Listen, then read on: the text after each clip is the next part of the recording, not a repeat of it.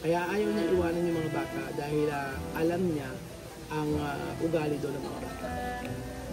Alam daw niya na ang mga bata ay hindi kayang mabuhay ng wala siya. Hindi kayang mabuhay nang wala siya kasi siya yung nag-aasikaso sa lahat. So yun naman yung yun naman ang sinasabi ng mga bata na malaki na kami. Kaya na namin ang aming sarili. Uy, alam mo ba Kuya Raul?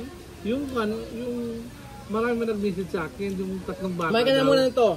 Yung tatlong bata daw, kung pwede daw iiwan yun. Ano ba ang gawin natin doon? Marami nang nalahadis ng mga subscriber, yung mga tatlong bata daw kung pwede daw iiwan. Sabi ko, parang mahirap yun, di ba? Anong masabi mo sa mga sinasabi ng ating mga subscriber na gustong iwan yung tatlong bata? Alam mo naman na nagpaalam na tayo, di ba? Kwento.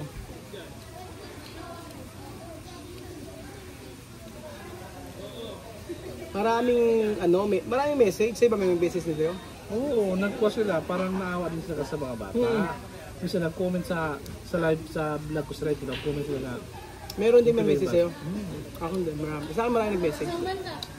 Marami nag-message sa akin tungkol dyan. Sabing ganun, iwanan na lang daw yung tatlong bata at ang umuwidan daw yung nanay at yung dalawang batang maliit. Ganun po. So may paliwanag kasi dyan.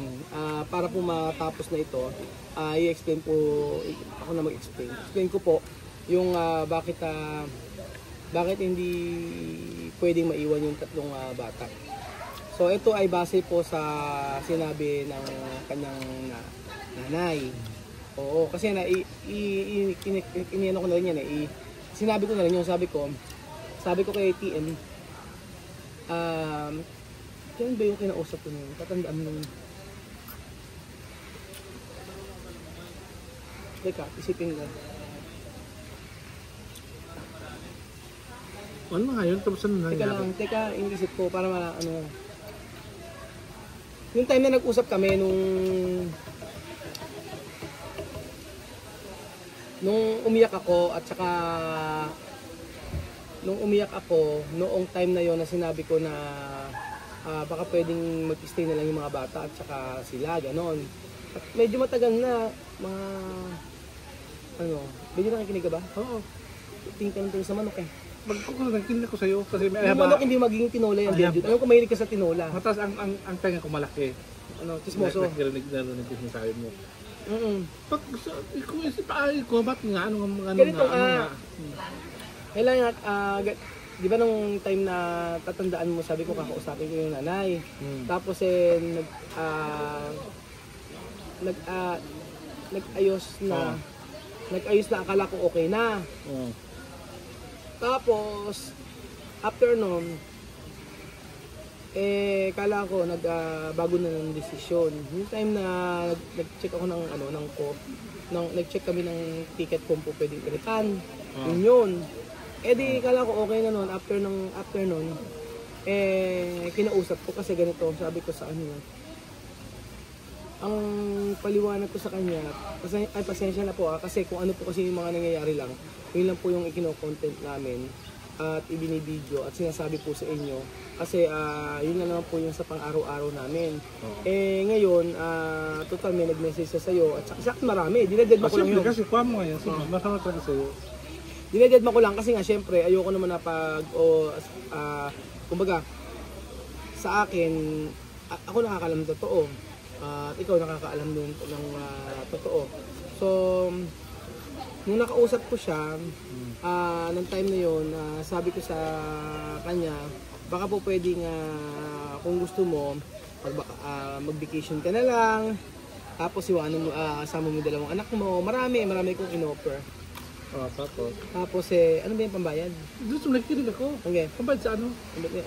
Okay. Pinayos ko lang pa. Okay. Tapos ano nga? In-offer ko yun na magbakasyon na lang. And then habang nagbe-vacation doon, ayusin yung house na pinapagawa doon. Oo, sabi ko. So sabi ko nga tapusin natin tapusin natin yan ng mga hanggang November, matatapos na kayo. sabi ko sa kanya, in-offer ko yun. Kasi nga, yung sabi ko yung sa ticket na ano, yung sa Marerepad, ibibigay ko pa ako sa kanya lahat. Ito ang sabi ko sa kanya. Oo. Yung usap namin, yung sa ticket na Marerepad, ibibigay ko. Tapos, yun, after nun, akala ko okay na. Hindi naman siya nagsabi ng yes. Hindi naman sabi ng no. Wala siya sinabi, nag-isip siguro. So, binalikan ko siya ng mga 2 or 3 days, parang gano'n. Para siguro makapag-isip-isip siya about doon sa in-offer ko. Tapos, ang sabi ko pa, kapag ka siya ay nakauwi kasama dalawang bata, if ever na gusto nga niyang bumalik, baka kasi nagugulo na homesick lang o gano'n. Kasi isa yun sa dahilan yung homesick yan. Maraming dahilan kung bakit nag-decide na nga. Syempre, yung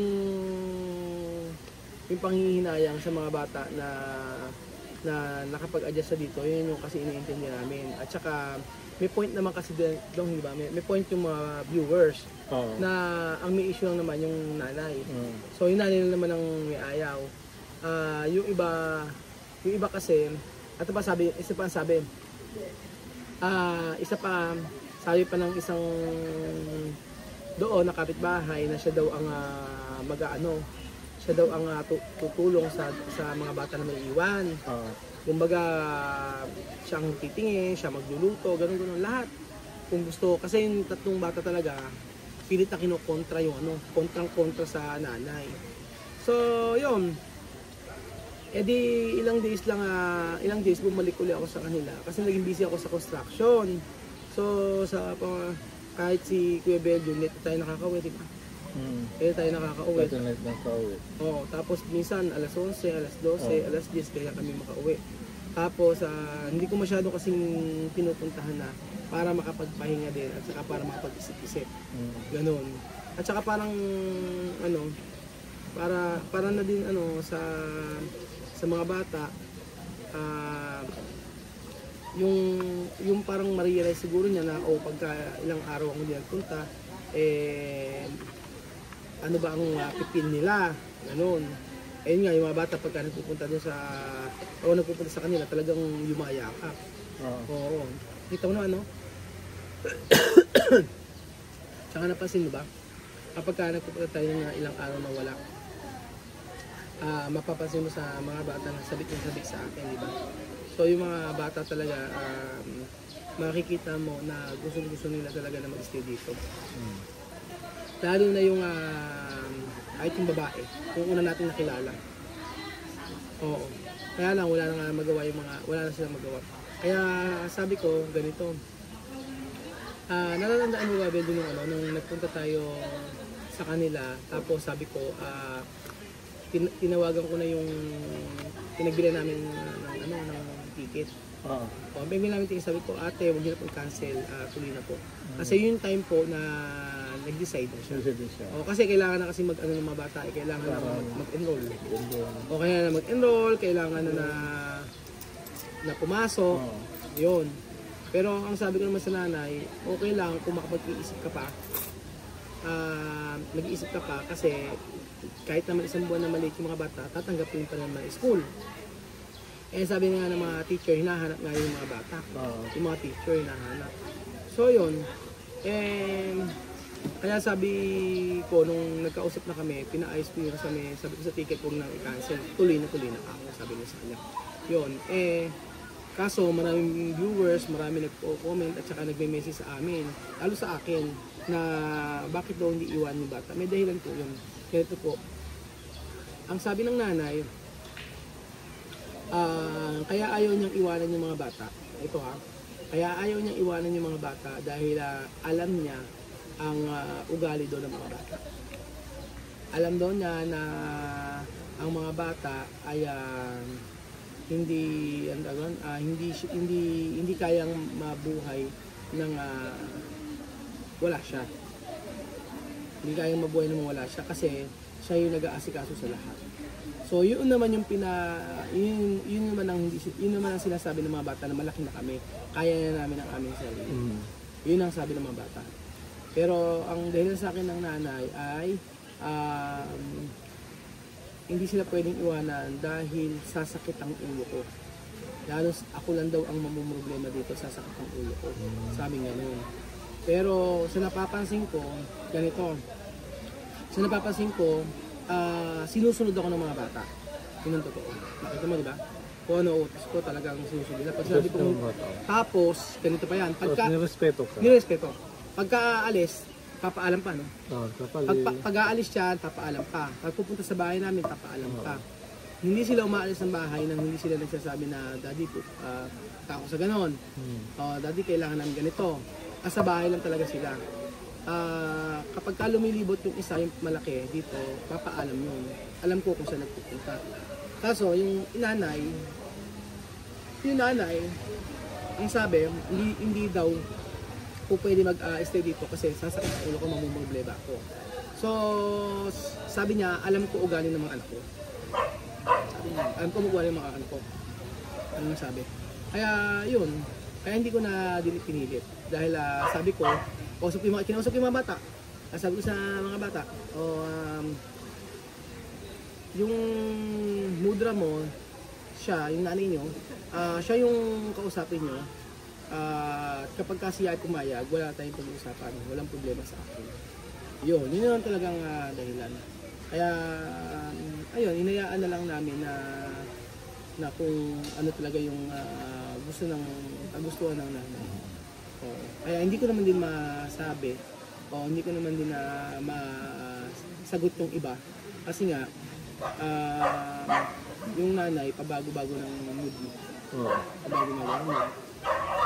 Kaya kanina, nagpunta ako, okay naman. Okay naman. Pero alam niyo, sabi sa akin kanina ng nanay, sabi niya sa akin, wala namang problema sa akin. Wala naman daw problema sa akin. Kasi naayos naman. Ang problema na nangyayari kasi ngayon,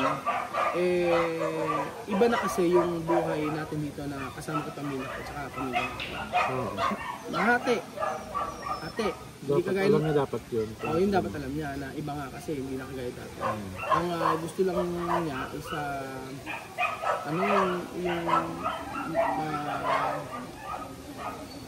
parang mahalin na bilang kapatid ko.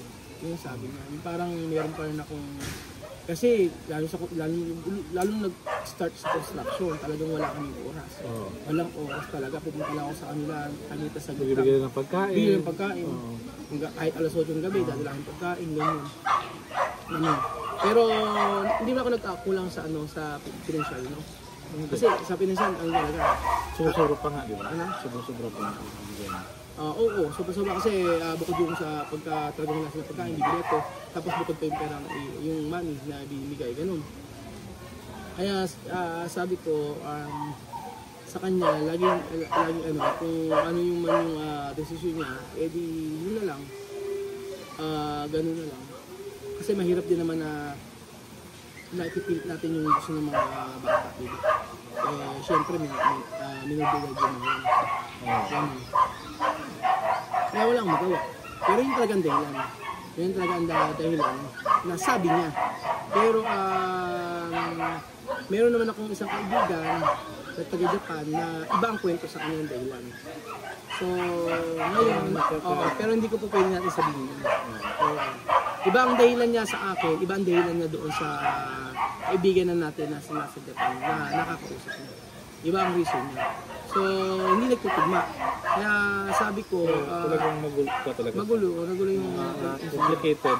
Oo. Kasi nagtutugma lahat ng mga salaysay niya sa kabila. Sa kabila at saka sa akin. Kaya sabi nga gano'n ng kaibigan natin sa Japan, direct mo sabihin sa kanya yan. Pero sabi naman niya, ikaw na magsabi. O ganun. Hindi niya masabi direct ka lang, sa pag akin. sinabi naman sa'yo, hindi naman niya. Hindi. Kaya ating the best thing na gawin na natin, hindi tayo na mag-18 years old na lang, parang bumalik na lang tayo. Nakakabasamay kasi marami kayo Pilipino trabaho sa game niya. Kaya lang, kapag ka naman bumalik sila 18 years old, do you think na yung sa 2 years na yun, Yun nga masabi diba? natin. So sa 2 years na yun, possible yun na iba na yung environment ng mga bata. Iba-iba ba yung tumata, Iba na. mas dati naman. Pero, Pero yun makakalimutan yung ginawa mo. Hindi na. Nandiyan pa rin yan. yun nga, Kasi nga, sabi naman ng nanay sa akin, ikaw pa rin ang tatay ng mga yan, kahit anong mangyari. So, yun, after 2 years, possible, edi, ang gawin natin tingnan natin kung anong mangyayari. Pero Pero feeling ko talagang gusto na bumalik yung mga bata. Ha? Yung ng sa bata, feeling ko gusto nila bumalik. Talagang gagawin nila para makabalik sila dito. Oo, totoo. Parang feeling ko, gusto nila bumalik sila. Kasi nag-ano sa akin, ang comment ng ang sabi, nakita ko nag-post yung bata na panganay.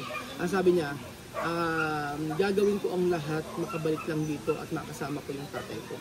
Sabi niya sa akin yun. Post yun.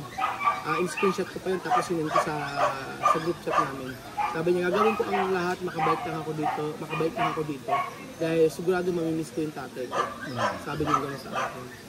So, yun po ang dahilan mga amigo. Pero in the future, malaman nyo rin kung ano talaga yung mga nangyayari at saka yung mga totoo sa ngayon.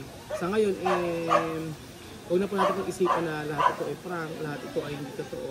Dahil ang lahat ng mga nangyayari po ay base lamang po sa pang-araw-araw na ng buhay dito. So, sabi nga, mag-separate ng may masaya at walang problema. So, yun po mga amigo at least naliwanagan na po tayo ang dahilan kung bakit hindi po pwede yung tatlo na mag-stay. So, yun po mga amigo, salamat po at God bless.